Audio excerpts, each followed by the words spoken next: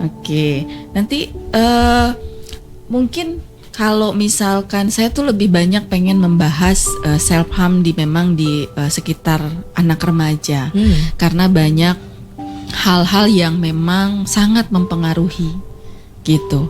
Ada traumatis, ada yang mempengaruhi tadi sudah saya katakan terkait dengan stres, terkait dengan regulasi emosi, ya, terkait komunikasi gitu. Nah, itu yang nanti mungkin saya ingin lebih bahas lebih lanjut gitu. Jadi kalau misalkan di sini dulur pro ada yang merasa aku kok merasa pernah melakukan itu ya, atau masih melakukan itu. Yuk untuk merubah habit itu supaya tidak menjadi sebuah penyesalan dan menjadi pribadi yang sehat. Karena memang walaupun di usia yang 15 sampai 24 tahun yang kecenderungan mengalami self harm karena itu masa transisi biasanya. Jadi dari usia anak-anak transisi ke remaja. Nah, terus usia remaja transisi ke dewasa dini. Itu ada beberapa hal perubahan dari sisi perkembangan, dari sisi maturity, dari sisi tanggung jawab, dari sisi lingkungan sosial pun akan banyak perubahan. Dan perubahan itu yang belum tentu bisa diatasi atau diadaptasi dengan baik gitu. Dan betul pro semuanya yang mau bertanya nih soal self harm ini ke Bu Tita ya sore ini. Boleh kirimkan SMS atau WhatsApp di nomor yang sama ya, di 0877899989. Dan ada apa lagi nih? Terkait dengan self harm biasanya itu adalah sebuah tanda ya. Gitu ya. Tanda-tanda seseorang ini melakukan self harm. Ya, biasanya lebih banyak diam. Menarik diri. Ya. Karena tadi merasa sendiri itu. Nah, jadi lebih banyak diam, lebih banyak tidak mengungkapkan apa yang dia rasa atau dia yang inginkan gitu ya. Nah, jadi akhirnya kan dia akan membatasi diri dalam lingkungannya. Nah, membatasi aktivitasnya tentunya, lebih membatasi interaksi dengan lingkungan sosialnya gitu. Bisa berinteraksi tetapi mungkin terbatas. Bisa jadi full tidak berinteraksi dengan orang dan full seharian tidak ada aktivitas dengan lingkungan luar. Bisa jadi. Bisa, tapi kalau sudah seperti itu berarti sudah ada tanda gejala depresi. Kalau seperti itu. Kalau untuk self harmnya sendiri biasanya kan itu sebuah perilaku untuk mengeluarkan emosi apa yang dirasakan.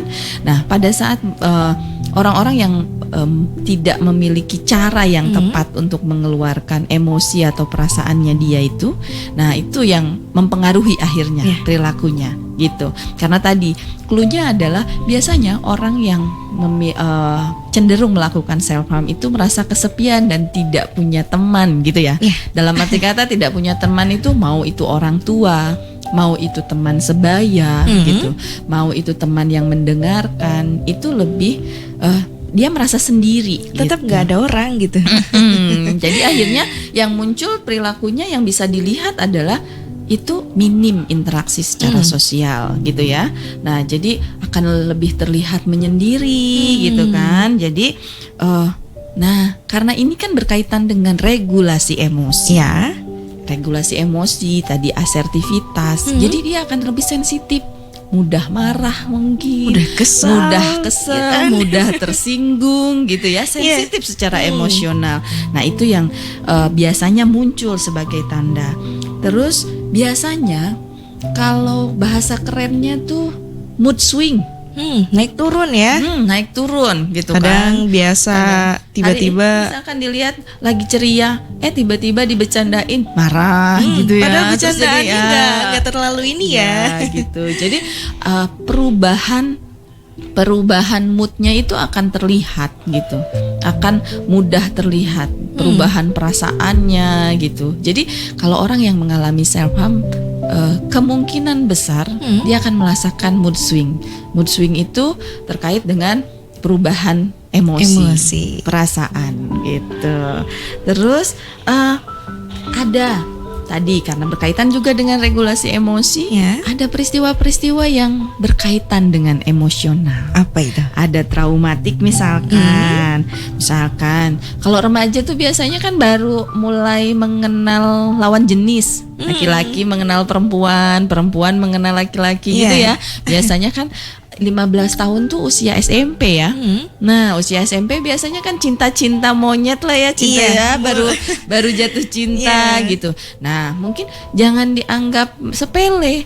Hal-hal yang menyakitkan dan menguras emosi itu yang bisa menyebabkan gitu. Jadi memang seperti putus cinta gitu ya, terus bermasalah sama misalkan pasangan dan lain sebagainya, itu bisa membuat regulasi emosinya, apalagi kalau dia memang tidak punya cara atau dia belum tahu caranya mengasertivitas atau mengeluarkan emosinya dengan baik gitu. Jadi dipicu dengan hal-hal yang menyangkut dengan emosi, itu bisa membuat pemicu untuk dia melakukan self harm. Mungkin tadinya cuman ada yang self harm cuman misalkan mengepalkan tangan sampai katanya kukunya tuh dirasa gitu, yang seperti ini, sampai ini, terus sampai di sini sampai berdarah gitu, atau sampai ini. Nah, mungkin berbekas mungkin ya. Iya, awalnya mungkin cuman berbekas, tapi lama-lama kan itu satu kepuasannya akan meningkat. Gitu. Mungkin pertama cuman berbekas, nanti lama-lama dia akan mencoba untuk menyakiti dirinya sendiri lebih hebat gitu daripada dan yang lebih lama lagi untuk melakukannya. Itu yang perlu diwaspadai Kak Rara. Gitu. Nah, kalau tanda yang umum, kalau yang orang yang self harm pasti ada tandanya. Apalagi kalau yang melakukan cutting, udah pasti ada barcode-nya kan. Gitu. Udah pasti ada barcode-nya kalau cutting ya. Kalau cutting kelihatan ya. Itu pun biasanya yang Rara tahu, teman-teman memang banyak. Jadi posisinya itu di sini di nadi. Di nadi dan mereka tutup pakai jam tangan. Ketika lepas jam tangan kaget. Pasti kelihatan ya. Ini apa? Oh, dulu katanya. Terus sekarang enggak. Oh gitu. Oke. Tapi kalau yang biasanya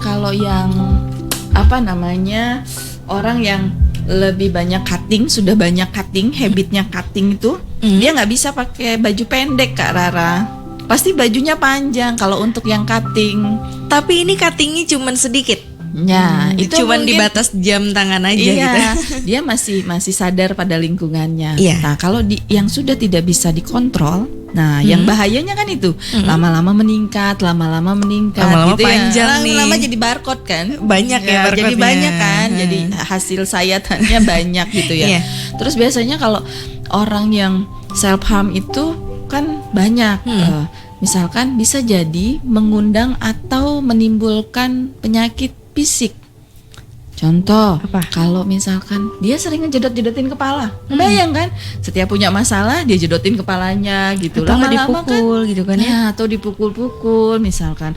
Hal-hal yang itu juga bisa menyebabkan penyakit fisik tentunya gitu. Jadi bukan hanya ada bekasnya saja, tetapi pasti menimbulkan efek samping yang lain gitu. Jadi tapi kalau orang-orang yang self harm itu kalau belum ke depresi, tidak ada keinginan untuk bunuh diri, hanya melukai saja. Jadi aku nggak mau bunuh diri, aku cuman gitu kan. Pasti kalau ditanya gitu, banyak pasien saya yang remaja tuh kalau yang melakukan self harm, enggak dok, saya tuh nggak mau bunuh diri, aku nggak mau mati. Cuman kalau kelewatan gimana ya? Cuman aku pengen puas aja, aku pengen ngelepasin semua masalah aku gitu.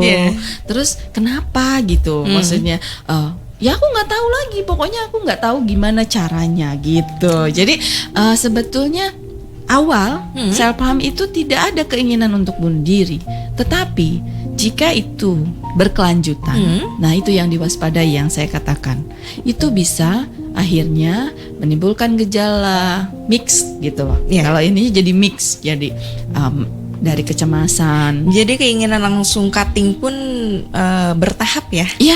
Gitu. Jadi nggak langsung tiba-tiba pengen cutting, pengen terus cutting, gitu. enggak ya kan, gitu. bertahap ya. Setelah cutting mungkin bunuh diri ya. Nah itu yang harus diinikan. Tapi ada kalau yang ekstrim Kak Rara. Apa? Biasanya orangnya berbeda dari yang lain. Contohnya? Misalkan tadi yang saya katakan, kalau cuttingnya udah oke, agak parah gitu ya, udah punya barcode gitu, itu biasanya dia kan selalu cenderung pakai tangan panjang gitu ya, untuk menutupinya gitu. Dalam sisi berkostum pun akan berbeda. Misalkan dia akan memakai jaket pada saat terik gitu, misalkan hoodie, hoodie gitu dan lain sebagainya, itu dia akan berbeda gitu. Jadi secara kepribadian akan menunjukkan sebetulnya dari gitu. cara berpakaian. Tapi ada nggak yang cuek dengan barcode-nya dia? Ada. Dia pakai baju yang pendek. Ada. Banyak atau lebih banyak yang memakai baju panjang gitu? Lebih banyak mungkin menutupi. Karena sebetulnya pada saat dia sadar melakukan itu, kenapa aku harus melakukan itu?